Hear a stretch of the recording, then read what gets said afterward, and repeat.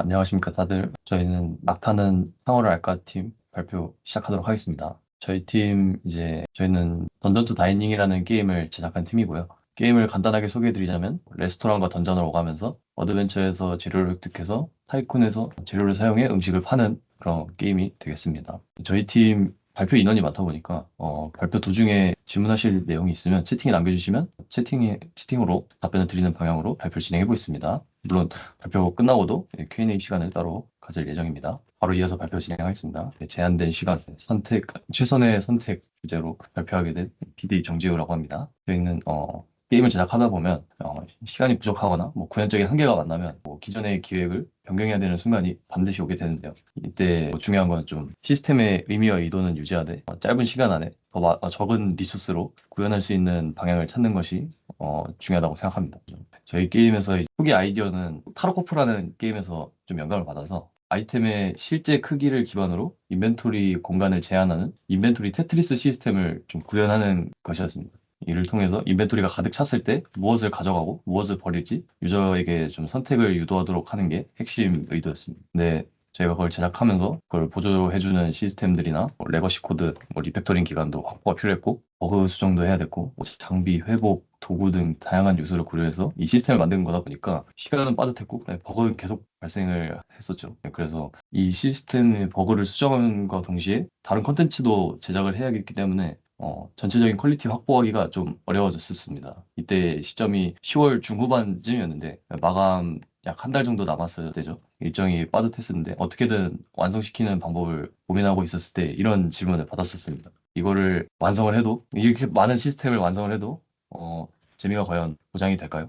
약간 전곡을 좀 찔렸는데요. 예, 원래 첫 계획은 빠르게 핵심 시스템을 만들고 그거를 보조해줄 시스템들을 계속해서 붙여나가면서 살을 붙여나가는 그런 방식으로 완성도를 확보하고자 했는데요. 정작 핵심 시스템이 좀 불안정했고 버그가 좀 많았었습니다. 그래서 저희는 인벤토리 테트리스 시스템과 좀 연계된 여러 시스템을 과감하게 제거하고 개발 시간을 확보하기로 결정을 했었습니다. 근데 이때 아이템이 수용할 수 있는 그 공간을 물리적으로 제한해서 유저에게 선택을 요구한다는 핵심 의도를 남기고 싶었습니다. 이때 저희 캐릭터 원화 시안 작업 중에 등장했던 유리병과 저 구슬이라는 게 좀 떠올랐고, 이거를 수박 게임처럼 구슬을 쌓이도록 해서 아이템을 표현하면 어떨까? 이 물리적인 공간을 제한하면 어떨까라는 아이디어가 나왔었습니다. 근데 이제 제작하고 있던 아이템 UI랑 이런 걸 그대로 이용하면서 이런 결과물이 나왔고요.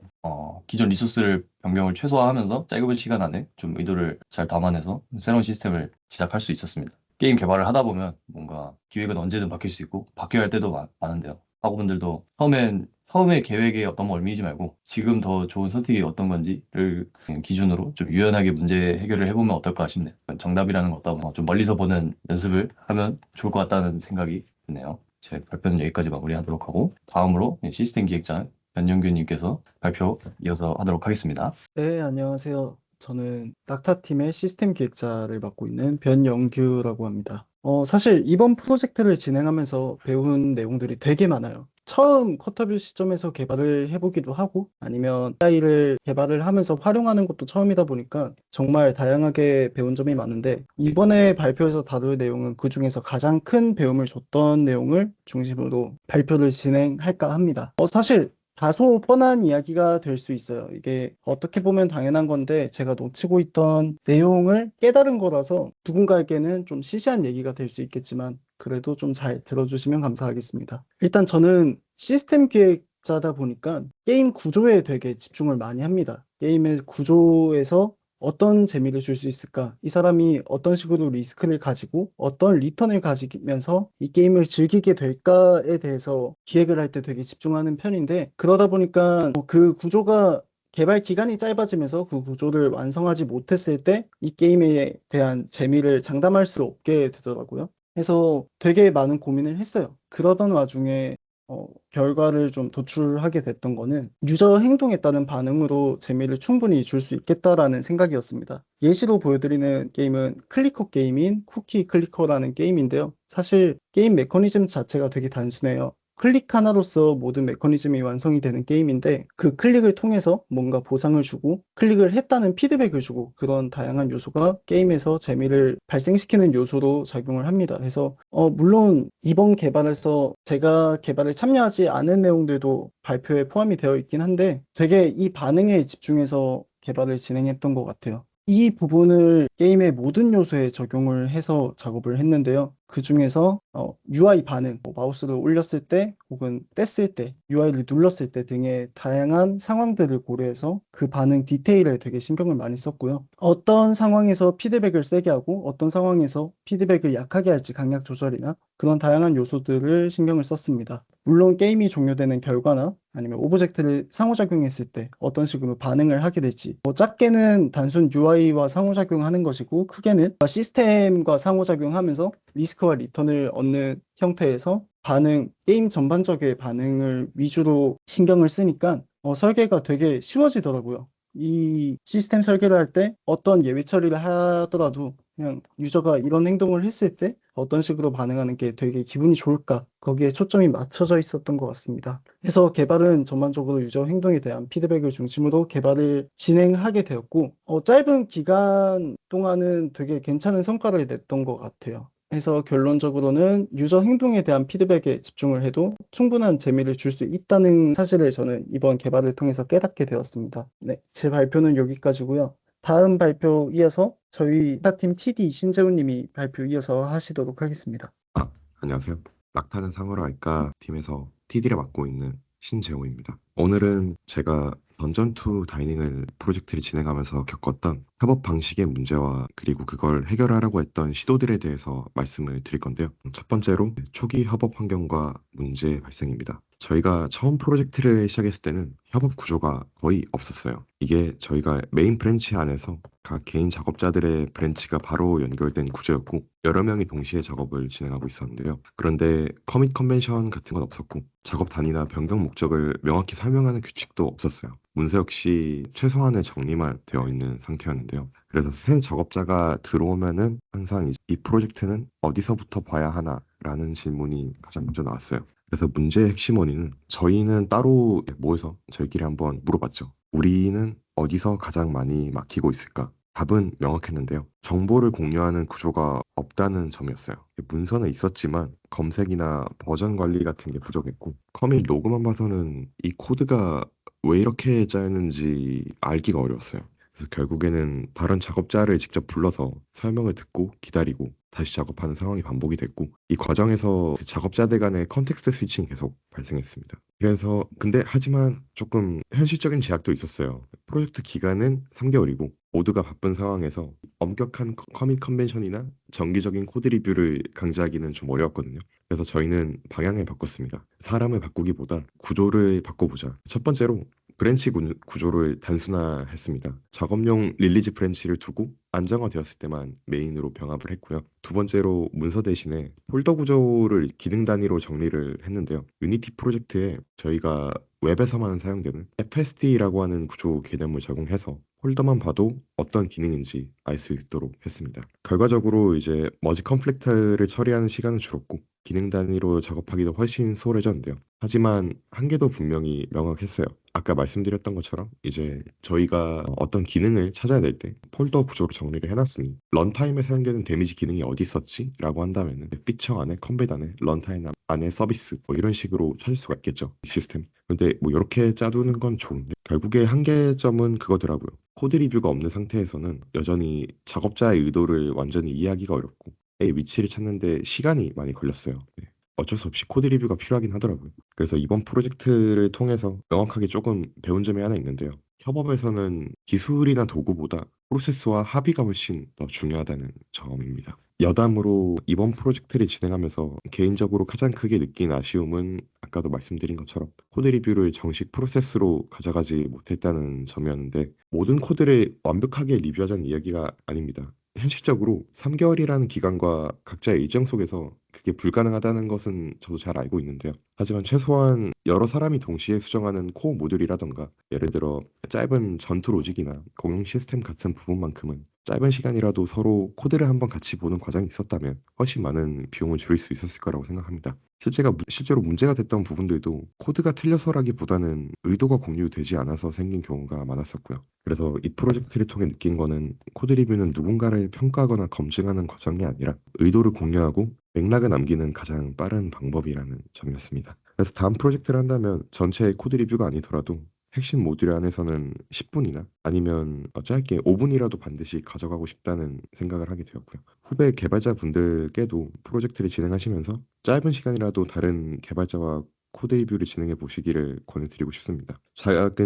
좀 작은 리뷰 경험만으로도 작업자들 간의 협업 이해도와 코드 품질에 좀 큰 도움이 된다고 생각을 하거든요.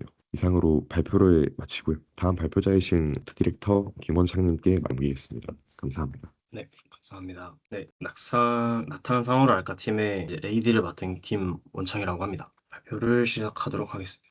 일단은 이제 아트 방향성을 설정함에 있어서 우선 다른 것보다는 제가 뭘 만드는지 알고 작업을 시작해야 됐었어요. 그래서 조사 및 정리, 스토리 컨셉 라이터, PD 팀원들, 니즈 파악, 장점 파악 등등등 이런 팀워크와 싱크 그리고 분석을 하기 위해서 꽤 긴 시간을 할애를 했습니다. 그래서 제가 디자인하는 게 대체 무엇인가? 단순히 아트 디자인뿐만이 아니라 이 게임 디자인, 우리가 만들려고 하는 게임이 어떤 디자인을 지향하는가를 싱크를 맞추는 과정을 꽤 오랫동안 가졌고요. 그래서 그렇게 추려진 키워드가 커다란 큰 틀의 키워드가 음식, 던전, 그리고 감성적이라는 키워드를 정리가 됐습니다. 그래서 던전과 식당을 오가며 플레이하는 감성적인 무드의 게임이라는 의미가 나는데요. 네, 이제 리소스를 이제 사전 준비가 끝나고 리소스를 작업을 해야 되죠. 이제 제가 AD를 맡았다 보니까 주로 굵직굵직한 원화들을 많이 뽑아내게 될 텐데 저희 팀의 일정상 이제 원화 한 장에 주어진 시간이 다른 원화가루도 저희 팀의 원화가루도 마찬가지였지만 하루에서 이틀이었어요.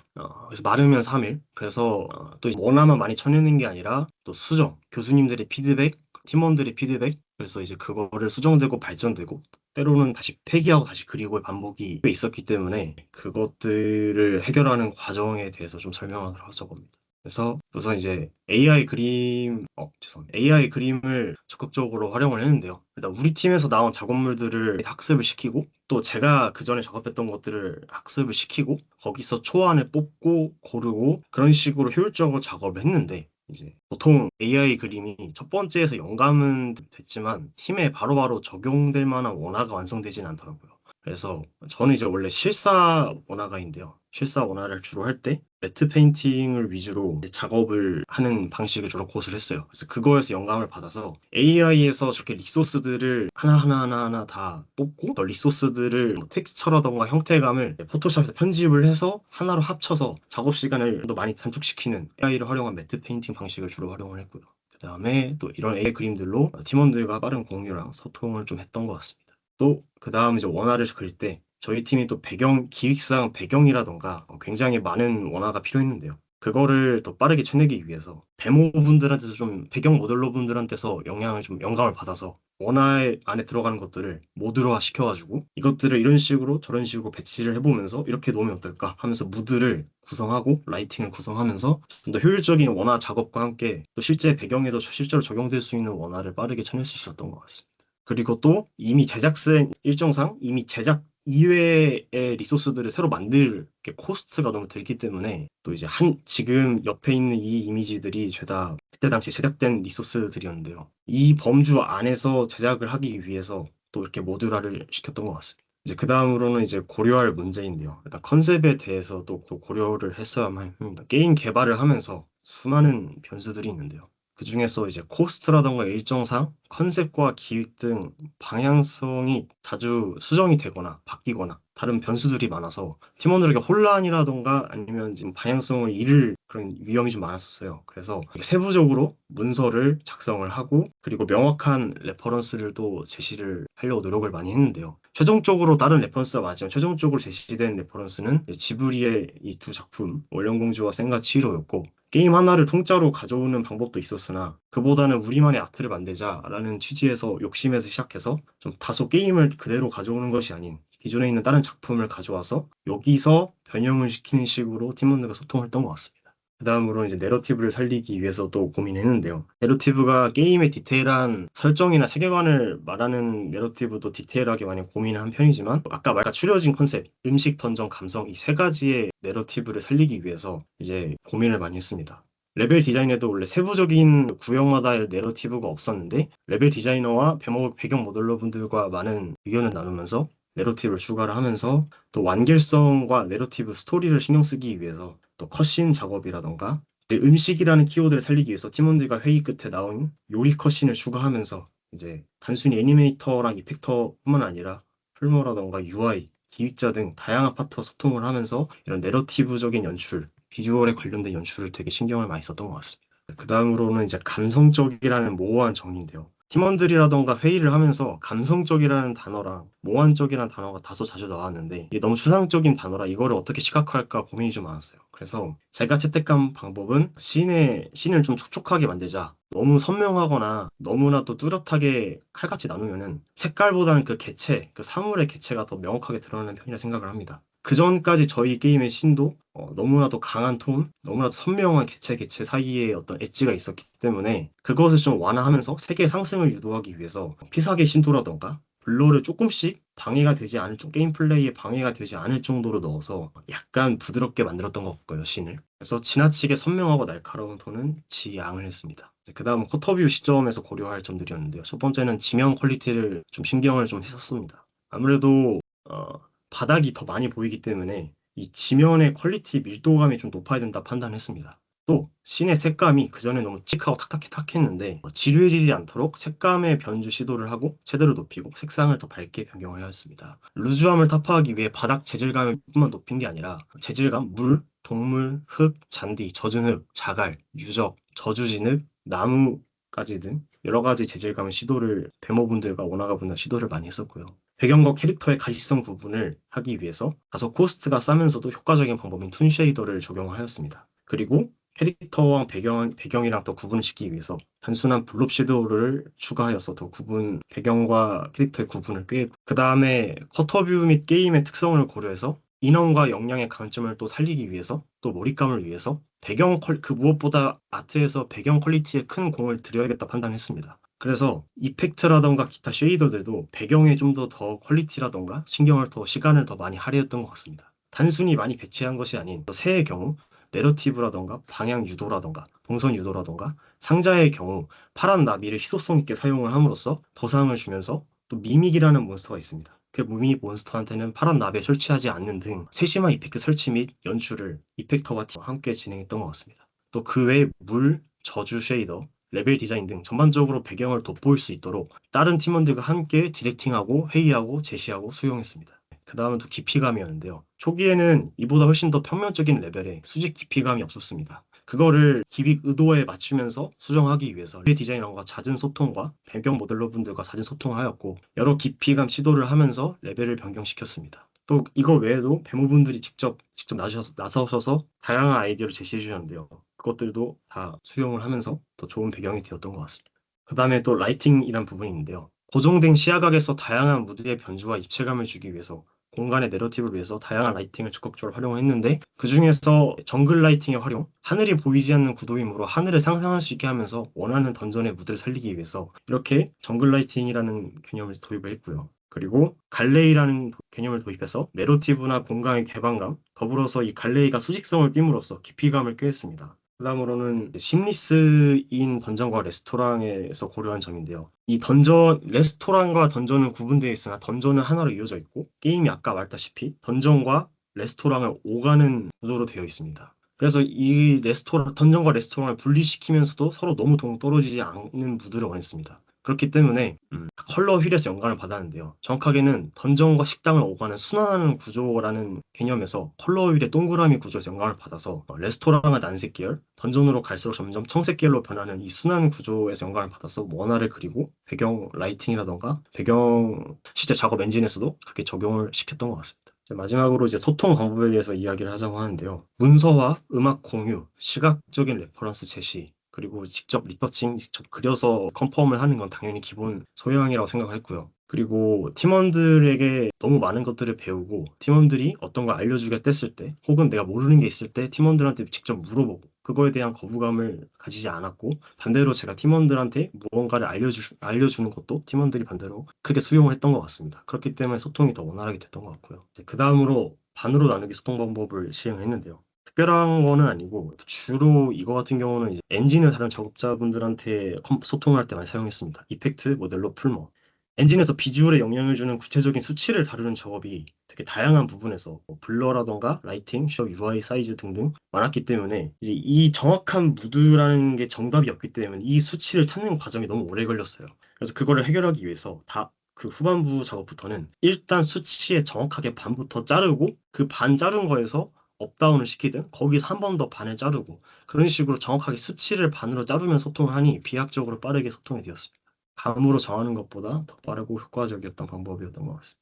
마지막으로 게임 퀄리티와 팀업 협업의 밸런스를 맞추기 위해 선택한 중요도가 있는데요. AD라는 직업의 특성상 결정권자라는 직책상 항상 선택과 집중의 경로에 놓이게 됩니다. 특히 일정과 여러 가지 쫓기다 보면은 어떤 걸 선택해야 될지 굉장히 고민이 많이 되는데요. 제가 선택한 방법은 초반과 중반에는 팀원들의 니즈와 의견 반영을 적극적으로 수용했고 다소 일정이 빡빡한 중반과 최후반에는 퀄리티를 최우선으로 목표를 두고 팀원들과 하여에 제가 수직적인 컨펌을 내려서 팀원들이 수용하는 방식으로 이끌었던 것 같습니다. 그래서 느낀 점은 졸작은 저에게 이제 원화가인 저에게 그림쟁이랑 게임 디자이너는 다르다라는 차이점을 더 와닿게 배우는 과정이었던 것 같고요. 단순히 기술 역량이 키워진 걸 넘어서 제 스스로 더 성숙해지고 타인과 함께 일하고 생활하고 소통하는 것에 대해서 큰 배울 점을 주었습니다. 그래서 이렇게 설명을 했으나 팀원 19명 그리고 그 외부에 도와주신 서포터분들까지 포함해서 단 한 명의 부재라도 있었다면은 불가능한 팀 프로젝트였던 것 같습니다.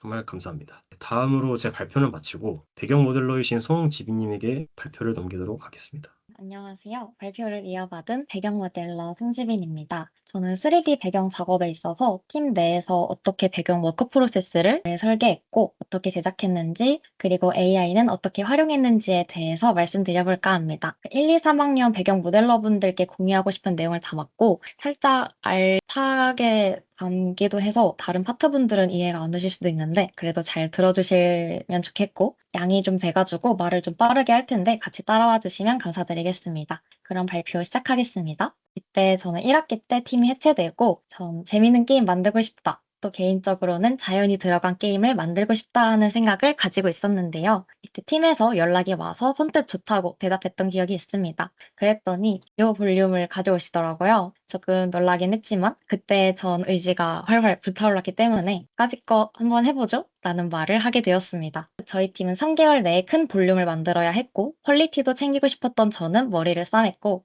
결론적으로 좋은 역량을 가진 인력, 쉼없이 달릴 만한 열정, 그리고 효율적인 워크 프로세스가 필요하다고 생각했습니다. 이에 관련해 저는 운이 좋게도 좋은 역량을 가진 배경 모델러분들이 저와 뜻을 함께 해주셨고 쉼없이 달릴 만한 열정도 3개월 동안 불태울 의지가 넘쳤습니다. 그렇게 이제 남은 효율적인 워크 프로세스를 잘 구축하는 것이 관건이었는데요. 그렇게 저는 워크 프로세스를 열심히 설계했고 결과적으로 보자면 왜 볼륨이 줄어들긴 했지만 그래도 꽤나 되는 볼륨 상에서 이런 퀄리티로 결과물을 완성할 수 있었습니다. 그래도 3개월이라는 제한된 시간 내에서는 꽤나 잘 나왔다고 생각하고 있어요. 그럼 이제 어떻게 무엇을 설계했는지 말씀드리겠습니다. 크게 강점에 따른 작업 역할 분담, 3D 배경 작업 워크 프로세스, 그리고 A 활용 워크 프로세스 순서대로 말씀을 드리겠습니다. 빠르게 강점에 따른 작업 역할 분담으로 넘어가서요. 제가 워크 프로세스를 설계하면서 가장 먼저 생각했던 건 인력의 배치였습니다. 저희 팀의 배경 모델러는 총 4분이 계셨는데 남은 시간이 빠듯했기 때문에 새로 공부하면서 하기보다는 각자의 강점을 명확히 파악하고 이를 필요한 작업 영역에 우선적으로 배치하는 방식이 합리적이라고 판단했습니다. 세 분 모두 이전부터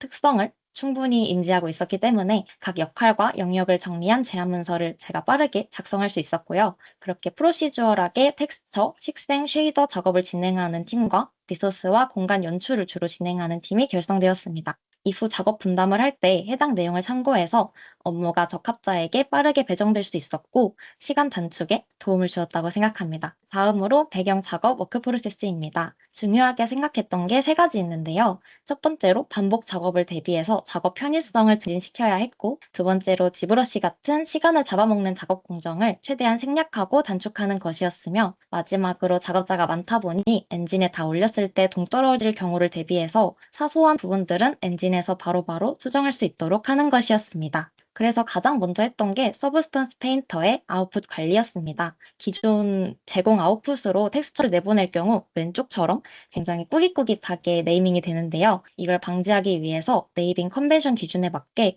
바로 텍스처 이름이 지정되도록 아웃풋 템플릿을 직접 제작해서 팀원들에게 공유했습니다. 사소하지만 반복 수정이 계속될수록 꽤나 빛을 보았던 편의성 기능이라고 생각합니다. 다음으로 메인 통합 워크 프로세스입니다. 반복된 텍스처 제작 단축을 위해서 트림 시트를 제작하기로 했었고, 텍스처 제작 역량이 좋으신 팀원분이 있어 수월하게 제작할 수 있었습니다. 이를 바탕으로 지브러시 작업을 생략하기 위해 모서리 쪽에는 데카를 넣어주었습니다. 지금 보고 계시는 모서리에 깎여있는 이 느낌이 메쉬 데카를 붙인 것입니다. 그리고 트림 시트의 단점을 보완하기 위해서 멀티 UV를 통해 RGB 마스크를 활용해서 디테일도 챙겨갈 수 있도록 했습니다. RGB 마스크 관련해서는 뒤에서 다시 한 번 더 이야기 드릴게요.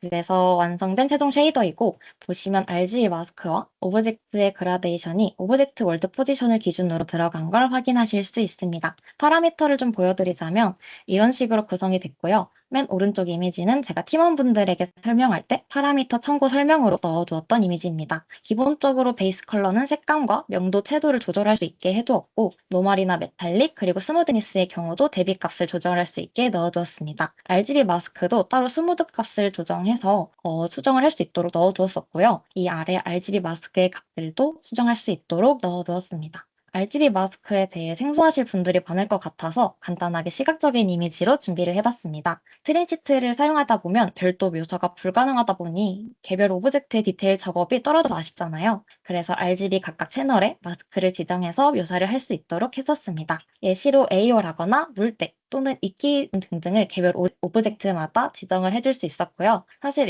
이런 식으로 넣는 걸 추천드린다의 느낌이고, 각자 원하는 필요한 묘사들을 진행을 해주셨고, 저희 팀원분들은 커버처 마스크로도 많이 사용을 하셨었습니다. 다음으로 식생 쉐이더입니다. 식생 쉐이더는 땅에 붙어있는 잔디 쉐이더랑 나뭇잎 쉐이더 이렇게 따로 분리해서 제작을 했었고, 잔디 쉐이더만 가져와서 보여드리자면 이런 식으로 색감, 바람, 그라데이션 등의 파라미터를 만들었는데요. 원화의 느낌이 바뀌거나 맵의 톤이 바뀔 때 엔진에서 빠르게 대응할 수 있도록 했습니다. 시각적인 이미지로 이런 PC 상호작용과 톤 변경, 지형 블렌딩을 가져왔고요. 이런 일정상의 이유로 빠진 기능들이 있었지만 이런 식으로 전반적인 톤의 조정이 가능했다고 봐주시면 될 것 같습니다. 다음으로 AI 활용 워크 프로세스입니다. 제가 사용했던 AI는 챗GPT, 제미니, 트리포, 로딘, 그리고 텍스처 제작에 있어서 미드저니까지 활용을 했었습니다. 간단하게 설명을 드리면 챗GPT는 많이들 알고 계시는 국민 앱 같은데요. 유료 구독이 이젠 거의 필수가 되었지만 프롬프트를 잘 작성해서 넣으면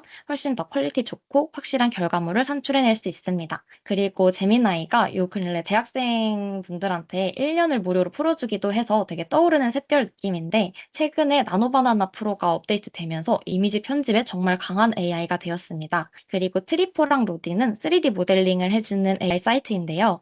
모델링뿐만 아니라 AI로 그 로우폴을 넣게 되면 UV에 맞게 텍스처링도 해줍니다. 유료로 사용하면 다각도 이미지 첨부가 가능해서 더 잘 나오긴 하지만 구독하기 위해서는 좀 많이 비싸서 큰 결심이 필요하기도 합니다. 개인적으로는 트리포는 이미지 그대로 제작해주는 느낌이 강했고, 안 보이는 부분을 AI의 해석이 좀 자연스럽게 들어가서 수정해주는 느낌을 받았는데, 그래서 그런지 자연물을 만들 땐 로딘이 조금 더 좋았던 것 같아요. 구축한 워크 프로세스에 대해서 말씀을 드려보자면, 일단 2D 원화 분들께서 만들어주신 원화를 챗GPT나 제미나이에 넣어 3D 렌더샷을 추출했었고, 그 렌더샷을 다시 트리포와 로딘에 넣어 하이폴 더미를 생성했었습니다. 그 이후 추출한 하이폴을 지브러시에서 다듬은 다음에 리토폴로지와 UV 작업을 진행했고요. 마지막으로 작업한 로우폴을 로딘과 트리포에 다시 넣어서 텍스처링을 뽑아내고 이후 서페에서 더 다듬는 것으로 마무리를 했습니다. 이 워크 프로세스는 상호작용물에 전반적으로 주로 사용이 되었는데요. 작업 시기가 굉장히 후반이라 빠른 작업 속도와 퀄리티가 중요했기 때문입니다.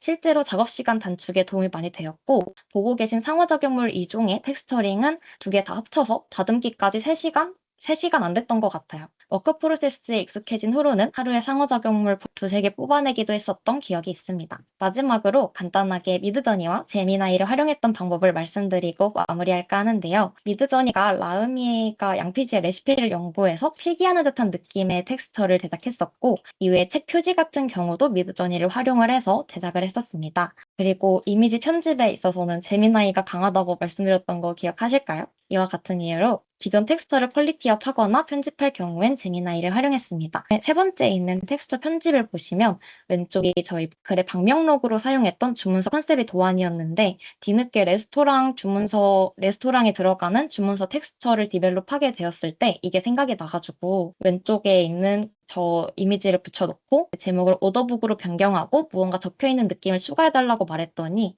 오른쪽에 있는 이미지처럼 만들어주더라고요. 이걸 바탕으로 6개의 바리에이션을 더 뽑아내서 작업자분께 전달했던 경험이 있습니다. 이제는 AI가 이렇게도 가능하고 심지어 자연스럽네? 라는 깨달음이 있어서 아직도 기억에 남아있는 일 중 하나입니다. 이상으로 제 발표를 마치고 다음 순서이신 수민님께 발표를 남겨드리도록 하겠습니다. 감사합니다. 네, 안녕하세요. 저는 김수민입니다. 발표하기 전에 말씀드리고 싶은 게 저희가 시간이 꽤 촉박하게 마무리될 것 같아서 질문 있으면 채팅으로 남겨주시면 담당자분들께서 채팅으로 답장을 남겨주실 것 같습니다. 네, 그럼 다시 인사를 드리겠습니다. 저는 배경 모델러 김수민이고요. 제목은 타임 어택을 하더라도 게임 배경에서 놓치지 말아야 할 것은 이라는 제목으로 발표를 준비했습니다. 앞선 발표자 지빈님께서 촉박한 시간 안에 하이 퀄리티의 배경을 만들려면 어떻게 해야 하는가에 대해서 잘 설명해 주셨는데요. 저는 꽤나 다른 관점으로 촉박한 시간에서도 최소한의 놓치지 말아야 할 기반이 무엇인가에 대해서 이야기해 보고자 합니다. 두 가지 관점이 다 필요하죠. 네, 제가 졸작하면서 했던 경험이나 회상이나 자기 반성까지 다 눌러 담아서 준비해 봤으니까 후배분들께 조금이라도 도움이 되면 좋겠습니다. 목차는 여기 적혀 있는 것처럼 크게 3개로 나뉘어 있습니다. 목표 설정, 전체적인 씬 표현, 플레이 고려하기입니다. 첫 번째로 목표 설정입니다. 앞에서 AD님이 방향성과 관련해서 이미 이야기를 하셨는데, 다만 저는 디렉터뿐만 아니라 팀원도 목표가 필요하다고 생각합니다. 내 파트에서 어떤 걸 보여주고 싶은지 목표를 설정하자라는 말인데요. 저를 예시로 들자면 저는 배경 파트니까 배경과 관련된 기획서를 다 읽어보고 다음과 같은 목표를 잡았었습니다. 다양한 숲 환경을 보여주자. 평범한 듯 음산한 숲에서 시작을 해서 끝으로는 완전히 저주받은 숲까지 좀 자연스럽게 보여주자. 예쁜 악몽과 같은 모습을 보여주자. 처음에 이렇게 목표를 잡았습니다. 그리고 이것을 공유했습니다. 같이 레벨링하는 배경 모델러 분들께도 공유드리고 AD님께도 공유드렸습니다. 나는 이런 목표로 보여주고 싶다. 이런 느낌을 생각했고 이런 플로우를 생각했다 하고 말씀을 드렸어요. 근데 공유하고 나니까 약간 충돌나는 지점이 있더라고요. 원래는 몰랐는데 공유를 하고 단어로 표현하고 이야기를 하다 보니까 우리가 생각하고 있었던 게임 배경 환경이 조금씩 다르다라는 거를 알게 된 거죠. 그래서 어떻게 했냐? 네, 목표를 조정했습니다. 팀에서 이야기를 많이 했고 거기서 또 제가 잡았던 목표도 많이 바꿨습니다. 제가 기획서를 보고 잡았던 예쁜 악몽이라는 키워드는 제 머릿속에서 아예 삭제를 했고요. 그리고 그 키워드를 가지고 라이팅 초안을 잡고 있었는데 이것도 아예 다르게 방향성을 잡아서 좀 디벨롭을 했습니다. 여기 넣어놓은 이미지가 왼쪽이 원래 제가 잡았던 키워드로 라이팅을 한 모습인데 오른쪽은 아예 새롭게 바꿔서 좀 평범한 숲의 모습이 날 수 있도록 좀 팀에 맞추려고 노력을 했었던 것 같습니다. 네, 이것처럼 팀원도 우리 게임에 대한 해석을 팀과 맞추어 나가는 과정이 필요한 것 같고 그리고 팀에 맞는 개별 목표를 가지고 작업을 해서 유저한테 내 의도를 보여주려는 노력을 하는 그런 아트웍을 할 수 있다면 더 다채로운 게임 아트가 나올 수 있을 것 같습니다. 다음으로 씬 설계와 표현입니다. 보통 씬에서 전체를 잡고 디테일을 잡는데요. 오늘 발표는 전체에 더 포커스를 맞춰 보겠습니다. 이 디테일을 얘기하려면 끝이 없을 것 같아서요. 오늘 전체에서 다루고 싶은 이야기는 실루엣, 입체감, 명암 이렇게 3가지인데요. 먼저 실루엣입니다. 씬 표현을 할 때 실루엣에 신경을 많이 썼습니다. 특히 이 바깥쪽에 아웃라인으로 들어가는 나무들이 있는데 이것들이 너무 일직선으로 들어가지 않게 나무의 스케일을 다양하게 한다던가 회전값을 다양하게 준다거나 해서 하는 노력을 했고요. 그리고 이렇게 실루엣을 구성하는 나무들이 이 면적을 잘 조정을 하면 이 첫 번째 이미지처럼 비교적 개방감 있는 느낌의 트인 숲을 표현할 수도 있고 이 두 번째 이미지처럼 좀 좁은 느낌의 우거진 숲을 표현할 수도 있는 것 같아요. 그래서 실루엣이나 이런 면적으로 좀 다양하게 숲을 표현하려는 시도를 했습니다. 그리고 입체감은 앞에서 AD님께서도 얘기를 해주셨는데 이미지로 또 보여드리자면 이 위쪽 라인에 있는 게 원래 잡았던 숲이었어요. 좀 거의 평지 수준의 숲이었는데 이걸 작업할 당시에는 평지에 가깝다는 걸 잘 모르고 있었습니다. 근데 팀원분이랑 교수님께 피드백을 받고 나서 아, 평지구나 하는 인지를 했던 것 같아요. 이거를 예쁘게 해야겠다 하고 하다 보니까 입체감을 놓치기가 쉽더라고요. 그래서 이걸 하게 된다면 그레이박싱 단계에서부터 입체감을 신경 쓰는 게 좋을 것 같다라는 생각을 했고요. 근데 저희는 그레이박싱 때 크게 신경 쓰지 못해서 레벨링 도중에 터레인으로 페인트 해가지고 급하게 올렸는데 이렇게 하니까 갈아엎지 않는 이상은 좀 한계가 있더라고요. 그래서 그레이박싱 단계에서부터 생각을 하면 더 좋을 것 같다라는 생각이 있습니다.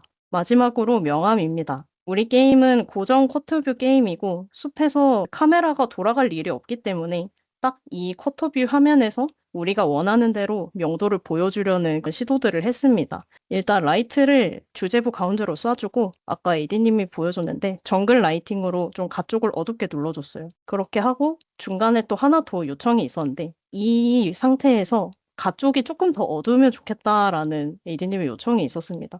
이걸 어떻게 할까 고민을 하다가 저희가 원래 쓰던 폭으로 사용하고 있던 알파 텍스처가 있는데 이거를 머티리얼에서 처리를 해서 이 플랜을 가쪽에다가 이렇게 배치를 해줬습니다. 그렇게 하니까 원래 왼쪽 상태에서 오른쪽 상태로 디벨롭을 할 수 있었는데 제가 즐겨 쓰는 방법이 그레이스케일로 변환해서 보기입니다. 이렇게 변환해서 보면 오른쪽이 조금 더 가운데 구역으로 시선이 잘 보이는 그런 명암 조절이 잘 된 것 같은 느낌이 드는 것 같아요. 그런데 여기서 스스로 좀 반성 타임을 가져보자면 저희가 전체를 잡고 그 이후에 디테일을 마구 잡다가 시간이 끝났거든요. 근데 그러다 보니까 전체가 좀 깨진 게 몇 개 있는 것 같아요. 제 담당 구역을 좀 셀프 피드백을 해보자면 여기서 동선이 이렇게 내려와서 이쪽으로 돌다리 타고 올라가는 동선이거든요. 근데 그레이스케일로 보니까 동선이 잘 안 보이더라고요. 그래서 다시 하게 된다면 이쪽 길을 밝혀주고 좀 이쪽 길을 밝혀줘서 명암으로써 좀 동선을 인지할 수 있게 해줬다면